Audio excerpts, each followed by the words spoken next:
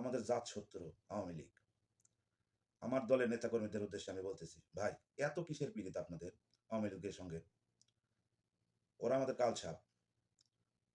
প্রয়াত বেগম জিয়া স্পষ্ট বলে গেছে, আওয়ামী লীগ একটা সাপ। এই সাপকে ওজাবে ঝাড়তে যায় না, ক্ষতি হয়ে যাবে। আমি আমাদের দলের নেতাকর্মীদের আকুল আবেদন জানাবো, ফিরে আসুন, সঠিক পথে থাকুন, তারেক রহমানের হাতকে শক্তিশালী করুন। এই যে দেখেন, এই যে দলের লোগো, এই যে দলের ধানের শীষ, এইটা কিন্তু এত সহজে বর্তমান যে পরিস্থিতি আমরা পার করতেছি, ক্ষমতায় আছেন, সরকার গঠন করেছেন, এত সহজে কিন্তু পাওয়া যায়নি। অনেক ত্যাগ তিতিক্ষা পরে সংগ্রাম, তারপর এই বর্তমান পরিস্থিতি আসা। অবহেলা করেন না। আমরা বাংলাদেশি বিশ্বাসী জাতীয়তাবাদ শক্তি এই কষ্টার্জিত ফসলকে হেলায় ফেলায় ফেলে দিব না। এটা কখনোই আমরা বৃথা হতে দিব না।